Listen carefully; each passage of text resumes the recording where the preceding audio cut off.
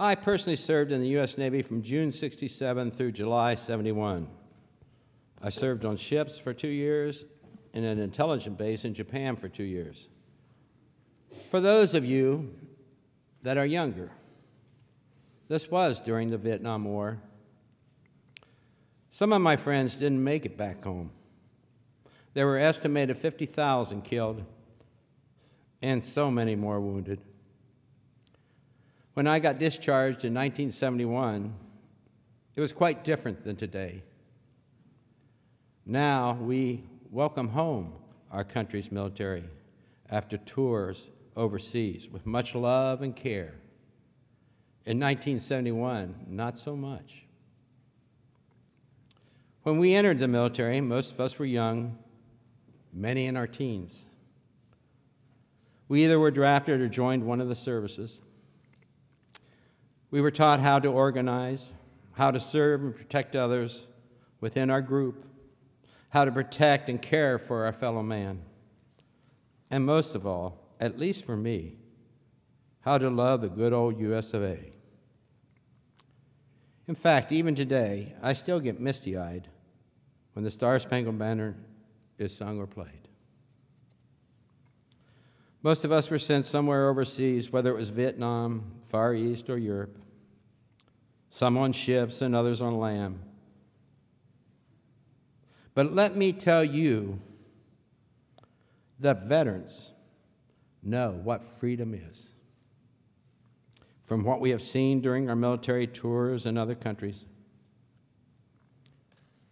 I'm really proud to be an American and be in a country where we are able to have a Christian service like we are having today. At this time, I could tell you tales of heroism and tragedy, but veterans truly have a hard time with talking about those endeavors. So instead, I would like to recite a poem written by A. Lawrence Vaincourt, a Canadian, first published in 1987 in a newspaper article for Remembrance Day. The poem is called Just a Common Soldier, and it reminds us of many of us here today. He was getting old and paunchy, and his hair was falling fast as he sat around the Legion telling stories of the past, of a war that he had fought in and the deeds that he had done. In his exploits with his buddies, they were heroes, everyone. And though sometimes to his neighbors his tales became a joke, all his Legion buddies listened, for they knew whereof he spoke. But we'll hear his tales no longer, for old Bill has passed away, and the world's a little poorer, for a soldier died today. He will not be mourned by many, just his children and his wife, for he lived an ordinary and quite uneventful life, held a job and raised a family, quietly going his own way, and the world won't note his passing, though a soldier died today. When politicians leave this earth, their bodies lie in state, while thousands note their passing and proclaim that they were great.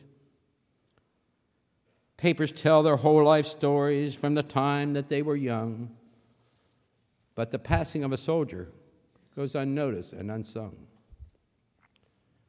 It's the greatest contribution to the welfare of our land, a guy who breaks his promises and cons his fellow man, or the ordinary fellow who, in times of war and strife, goes off to serve his country and offers up his life.